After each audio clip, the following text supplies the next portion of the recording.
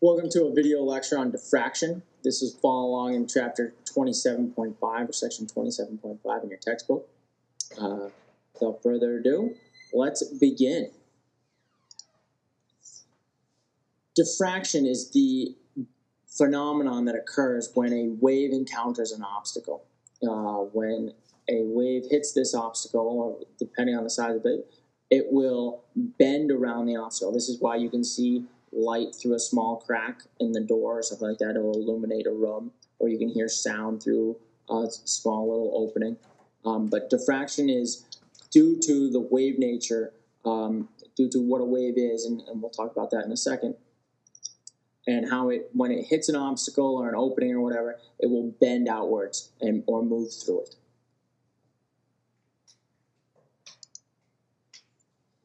Now, there's no way I'm going to be able to pronounce this correct, but the guy's Dutch, and I don't really speak Dutch. But anyways, Huygens' principle states and goes through the idea that as a wave travels, all a wave is a traveling disturbance through space and time. And as a wave moves outward, this disturbance causes this disturbance disturbs the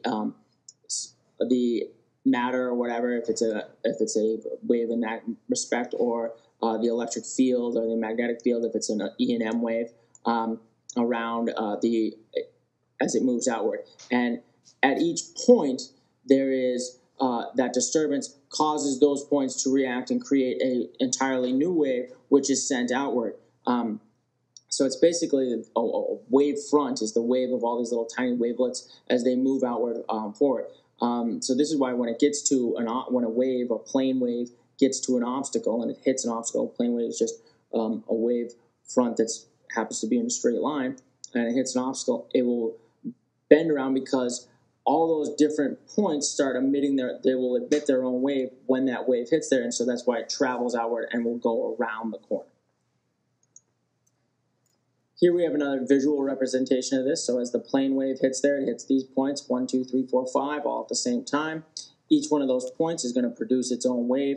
And we're kind of the idea of, you can kind of think of it as re-emitting the wave, but it's really not. That's really not what's happening. It's more of the disturbance is coming from that point. And so that way, from that point, it's traveling outward. So you have a plane wave in the middle, but towards the edges, you'll get this kind of this dispersion or diffraction, as what we'll call it, as the wave bends around the corner and moves outward, not in a straight line, but kind of now off at an angle. And once again, you hear the sound as you go from in another room because it was able to bend and diffract around a corner. Similarly to the double slit experiment done by Young, there will be an interference pattern, much less noticeable actually, when the diffraction occurs. Now this interference pattern you can calculate based on the angle and now the interesting thing here is this is to the dark fringes, and this once again depends on the wavelength and how far, which fringe that we're going to look at. And it depends on the width of the slit, whereas before we were looking at the spacing between the two different slits. So a single slit thing will still produce a interference pattern, not as noticeable or as definitive as the previous one, but there still will be an interference pattern. So not a whole lot here, just really showing that the interference pattern is the intensity is pretty much concentrated purely at the center maximum, at the center point. And if light or anything else were a particle, it would just follow straight through and hit that point. But we actually you do get this interference pattern. It isn't, again, as noticeable as double slit, but it still does exist.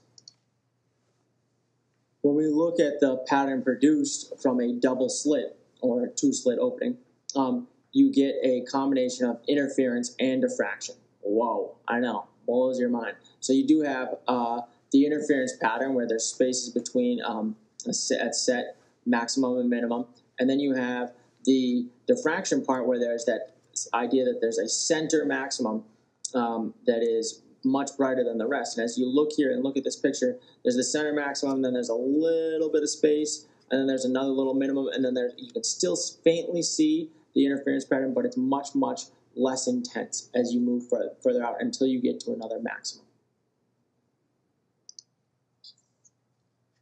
A diffraction grating is multiple multiple slits all on in one set area that are periodically spaced apart, so that means they have an even spacing.